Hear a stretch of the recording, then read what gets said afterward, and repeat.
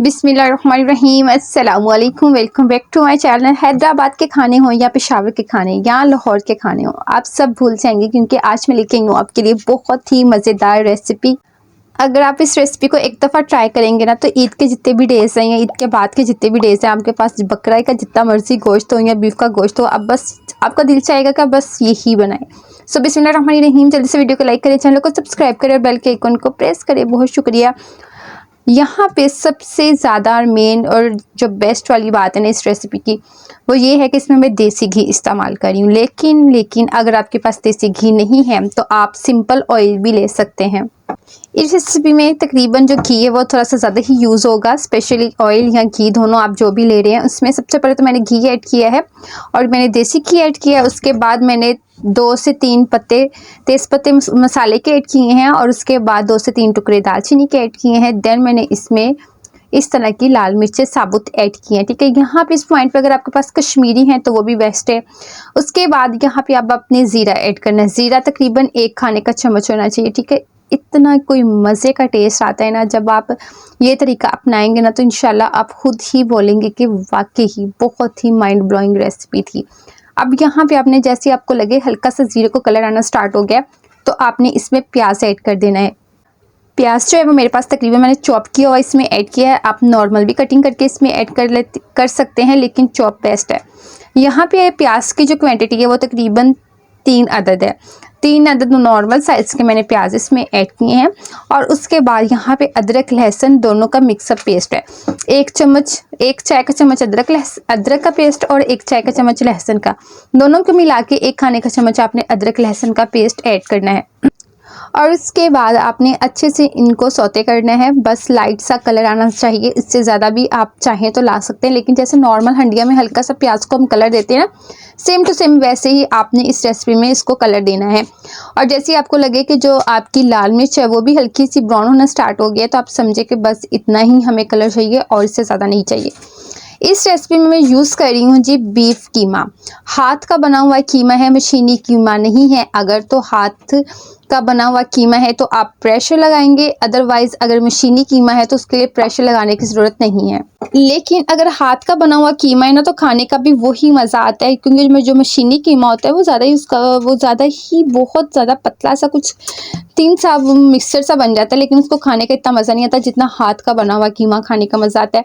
और उसको आप प्रेशर में बना लें ताकि अच्छे से गल जाए। उसके बाद अब इसी मसाले के अंदर, इसी ज़ीरे और घी के अंदर आपने इसको अच्छे से फ्राई करना है और साथ ही आपने इसमें नमक ऐड कर देना है। ठीक है, नमक यहाँ पे फिल वक्त हम इसमें ऐड करेंगे 1.5 खाने का चम्मच ऐड करेंगे। अगर ज़रूरत पड़े तो बाद में टेस्ट के हिसाब से आप और ऐड कर दीजिए। लेकिन कीमे की जो क्वांटिटी है वो तकरीबन 2 किलो है। 2 किलो के हिसाब से मैं इसमें इंग्रेडिएंट ऐड करूँगी। यहाँ पे 1 ही खाने का चम्मच ज़ीरा पाउडर है, 1 ही खाने का चम्मच धनिया पाउडर है। अगर आप 1 किलो कीमा बना रहे हैं तो उसके हिसाब से आप क्वांटिटी कम कर सकते हैं, लेकिन ये 2 किलो कीमा की रेसिपी है। उसके बाद अब आपने इनको अच्छे से इसी के अंदर मिक्सअप करना है। यहाँ पे ये है कि अगर आप इसको 1 मिनट के लिए भी चम्मच हिला के छोड़ेंगे ना, तो कीमा अपना पानी छोड़ना स्टार्ट कर देगा।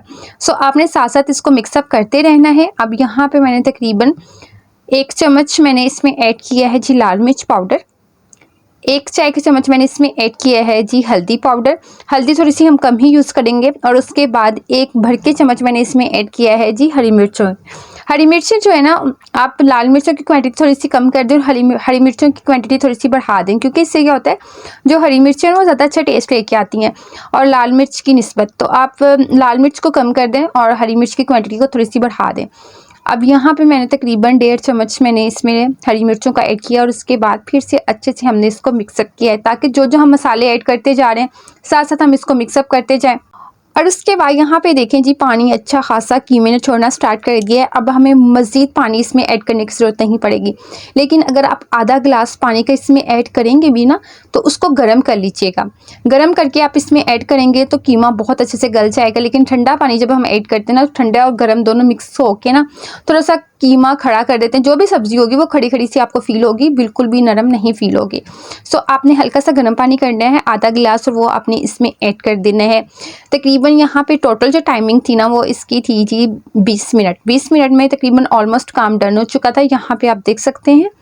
अब यहाँ पे जैसे ही मैंने इसको मिक्सअप करना था ना, उससे पहले मैंने इसमें मटर ऐड कर दिए क्योंकि हम मटर कीमा बनाने चाह रहे हैं। सो आपको पता होना चाहिए कि यहाँ पे अभी 10 मिनट और लग जाएंगे, 15 मिनट और लग जाएंगे।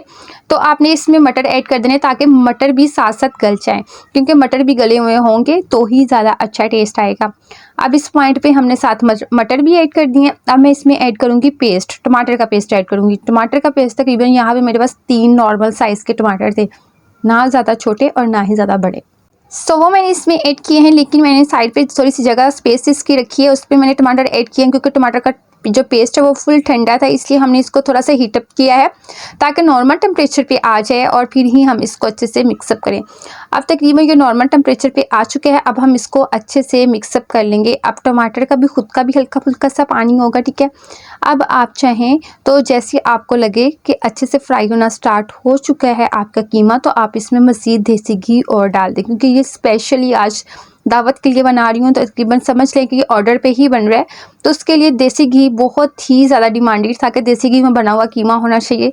सो मैं इस हिसाब से देसी घी ऐड कर रही हूँ, लेकिन अगर आपके पास देसी घी नहीं है तो आप नॉर्मल ऑयल भी यूज़ कर सकते हैं, घी यूज़ कर सकते हैं, ऑयल यूज़ कर सकते हैं। आपके पास जो भी ऑप्शन मौजूद है आप वो ज़रूर कीजिएगा, लेकिन जो तरीक़ाकार है वो सेम यही अपनाएंगे तो इंशाल्लाह बहुत ही ज़्यादा मज़े का बनेगा।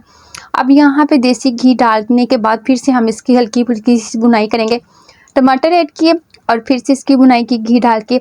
अब यहाँ पे जैसे ही हल्का फुल्का इसके ऊपर आना स्टार्ट हो चुका है, तो अब आप चाहें तो इस पॉइंट पे इसमें दही ऐड कर सकते हैं ऑलमोस्ट, वरना ये डन है। टमाटर के साथ ही आप दही ऐड कर दीजिएगा अगर आप मज़ीद इसको थोड़ा सा और खट्टापन में लेके आना चाहते हैं, अच्छा टेस्ट लाना चाहते हैं। वैसे तो ये बहुत बेस्ट है कि आप टमाटर के साथ ही बनाएं। अब यहाँ पे क्योंकि ये दावत के लिए है, ऑर्डर पे बन रहा है, तो उस हिसाब से आपने हॉट पॉट सेट कर लेना ताकि आपका जो है ना कीमा वो ठंडा ना हो। अब आपने इसको गार्निशिंग करना है। गार्निशिंग करना बहुत ज़रूरी है कि बस अगले बंदे के सामने जब आप इसको रखें ना, तो वो खुद खाने से पहले ही जज कर ले ये कितना लजीज होगा। लेकिन आप इसको अपनी ईद पे बनाएं, अपने प्यारों को बना के दें, आप खुद खाएं इंशाल्लाह। आप जब भी आप इस रेसिपी को ट्राई करेंगे इंशाल्लाह आपको बहुत पसंद आएगी, और आपने मुझे कमेंट्स में बताना ज़रूर है कि आपको ये रेसिपी कैसी लगी। सो लेमन है और साथ हरा धनिया है, और उसके ऊपर आप हरा धनिया हल्का सा स्प्रिंकल कर दें, और साथ में आपने रिंग्स बना लेने अनियन के ताकि रिंग्स भी अच्छे लगें। और साथ में आप सैलड रखें, खीरा, अनियंस और टमाटर वगैरह कटिंग करके, और साथ आप रायता रखते हैं। अब मिलेंगे नेक्स्ट रेसिपी में। अल्लाह हाफिज़।